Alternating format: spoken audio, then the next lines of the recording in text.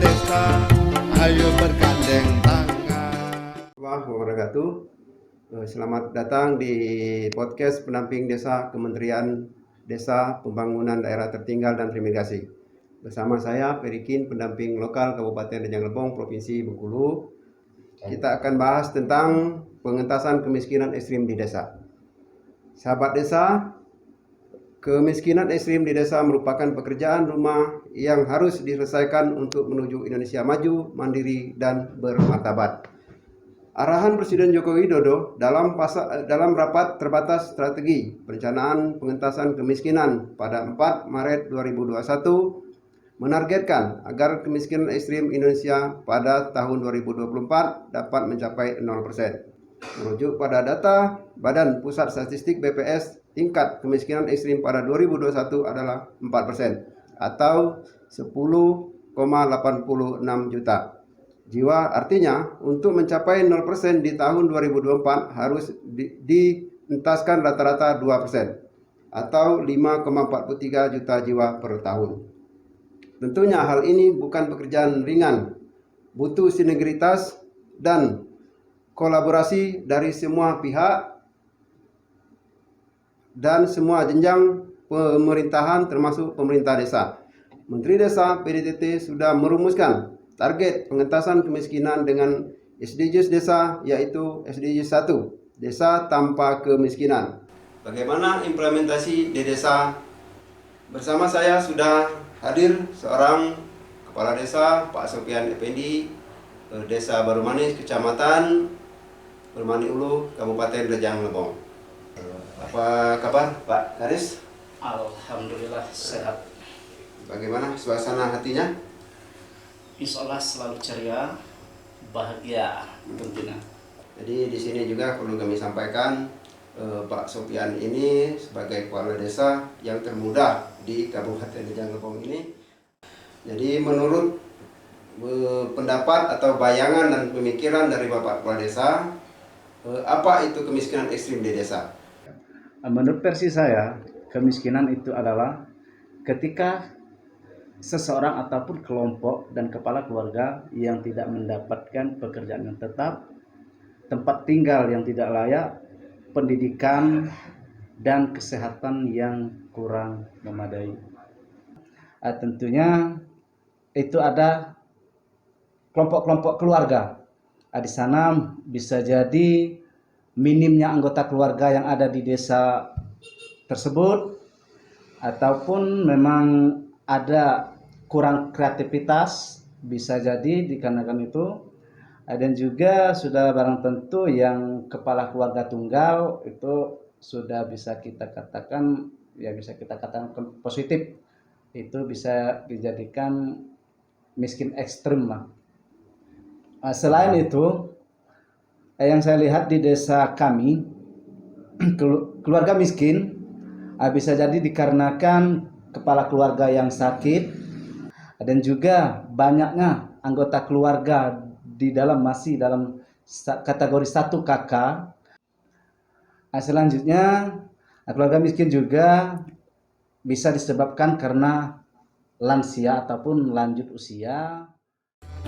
Mengayunkan langkah bersama menuju masa depan. Hasil bumi dan laut kita, Harapan semua. Langkah apa saja yang dilakukan di desa terhadap upaya pengentasan kemiskinan desa? Untuk langkah-langkah tentunya kita juga tidak bisa lari dari regulasi dari yang ada. Tentunya juga dari pemerintah pusat ada anjuran-anjuran ataupun peraturan-peraturan yang menyatakan untuk membagikan dana-dana tersebut untuk mengentas kemiskinan, seperti BLT dana desa itu untuk masyarakat dan juga bantuan UMKM. Selanjutnya, upaya dari kami pemerintah desa mengikut sertakan keluarga miskin dalam padat karya tuna desa ataupun biasa disebut dengan PKTD dalam kegiatan-kegiatan fisik di desa. Bagaimana rencana target ke depannya untuk pengentasan kemiskinan di desa ini, Pak?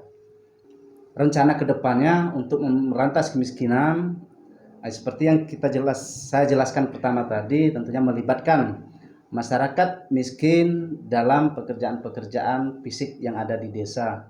Kemudian juga tentunya dengan melaksanakan pelatihan-pelatihan untuk meningkatkan kapasitas sumber daya manusia, supaya kedepannya seperti yang telah kami laksanakan di tahun ini, yaitu dengan pelatihan pengelolaan desa wisata. Tentunya rencana ke depan dengan adanya desa wisata di sini sudah barang tentu ada pemasukan-pemasukan baik di desa ataupun tentu saja untuk membangkitkan gairah juga anak-anak muda di desa. Sudah barang tentu para pengunjung-pengunjung itu bakal berbelanja.